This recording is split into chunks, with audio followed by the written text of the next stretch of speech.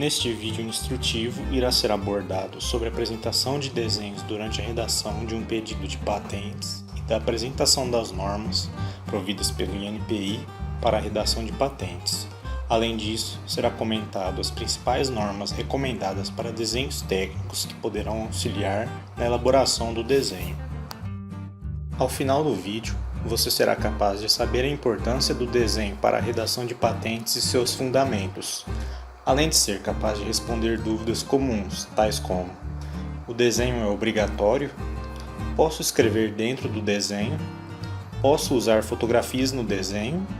Meu invento envolve um processo. Posso representar com um fluxograma ou esquema? É permitido apresentar dimensões no desenho? O meu invento faz parte de um conjunto. Posso representar a montagem? Em um pedido de patente, a presença de desenhos é na maioria dos casos essencial, e para o caso de modelo de utilidade é inclusive obrigatório, sendo assim facultativo para patentes de invenção. Nele deverá ser apresentado uma representação gráfica do invento. Caso nele envolva processos ou placas eletrônicas, podem ser representados por meio de desenhos não projetivos, tais como esquemas, gráficos ou fluxogramas. O desenho não só tem função de representação gráfica, como servirá de auxílio para as outras partes da redação de patente, como no relatório descritivo e reivindicações, podendo inclusive representar o estado da técnica. Na apresentação do desenho é importante não deixar de fora nenhum detalhe ou parte essencial para o entendimento do invento, assim representando o seu funcionamento e indicando as suas diferentes configurações.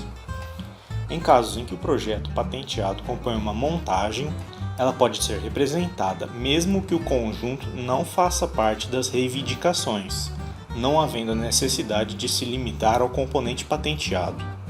A presença de fluxogramas, esquemas ou diagramas podem auxiliar e devem também estar presentes na parte de desenhos. Apesar de ser recomendado um desenhista qualificado para a realização do desenho, a qualidade artística do desenho não é um fator obrigatório, sendo necessário que haja ao menos compreensão integral do invento por meio do desenho pelo leitor.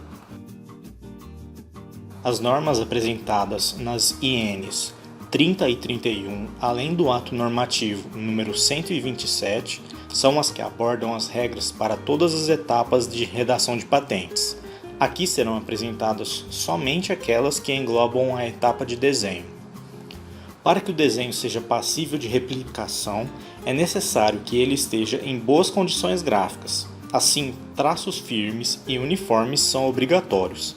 Além disso, é preferível que sejam feitos em preto e branco ou escala de cinza, permitindo a sua reprodução independentemente do tipo de impressão.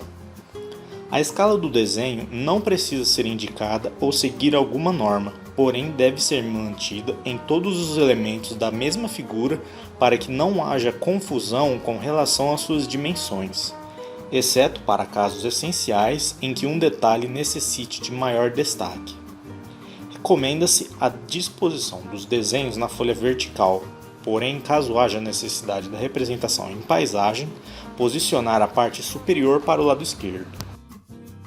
Apesar de não serem permitidos traços para o enquadramento das margens, elas devem ser obedecidas seguindo os seguintes valores: margem superior de 2,5 cm, preferencialmente 4 cm. Margem esquerda de 2,5 cm, preferencialmente 3 cm. Margem direita de 1,5 cm e margem inferior de 1 cm. A presença de logomarcas ou marcas nominativas dentro do desenho é proibida.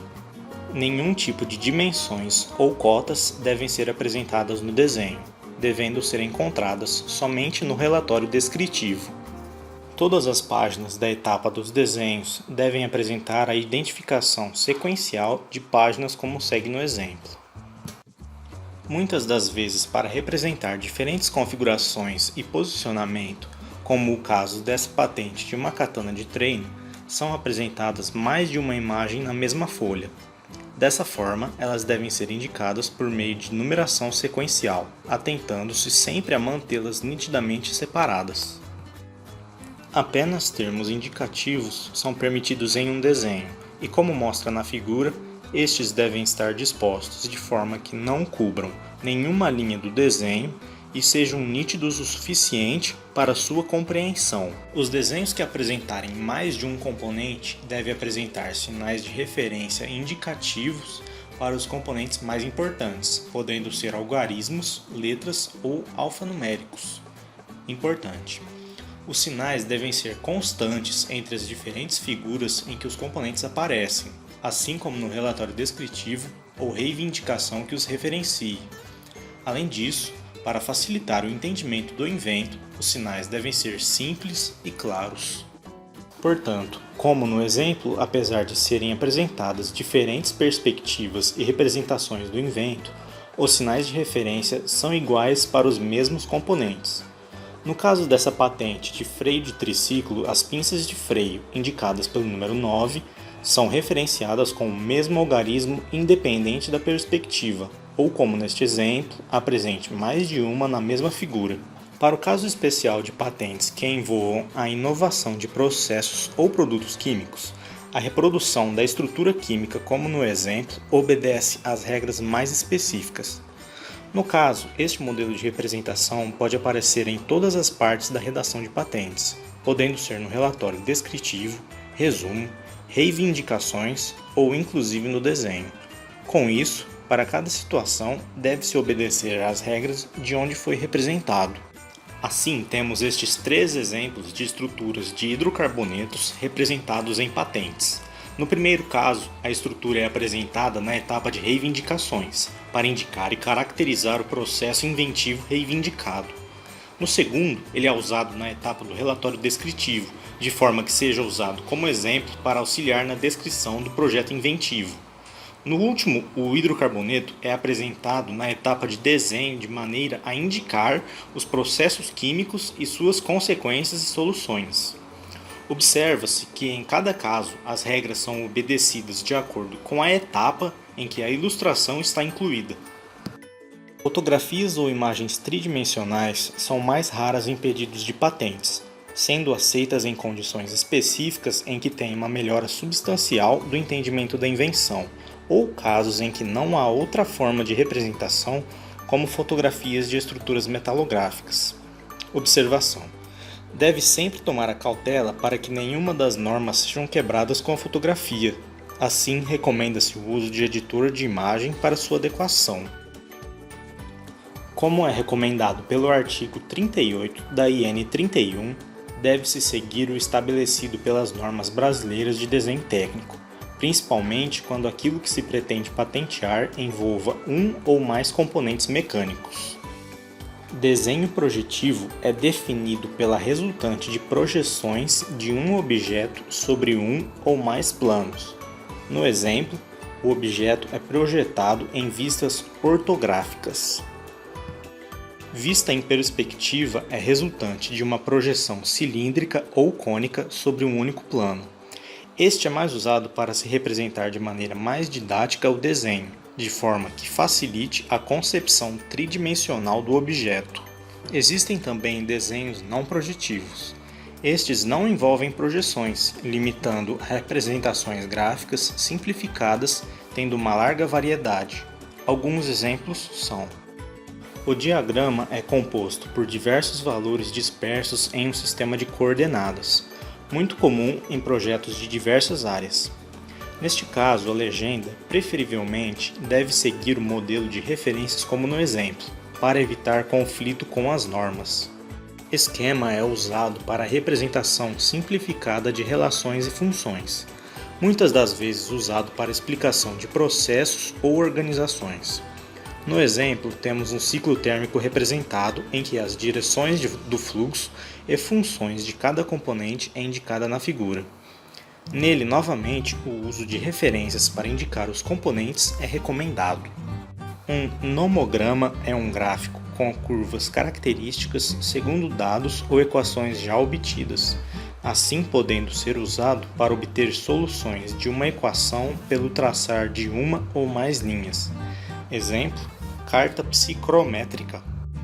O fluxograma é a representação gráfica de uma sequência lógica de operações, muito usado para representar algoritmos.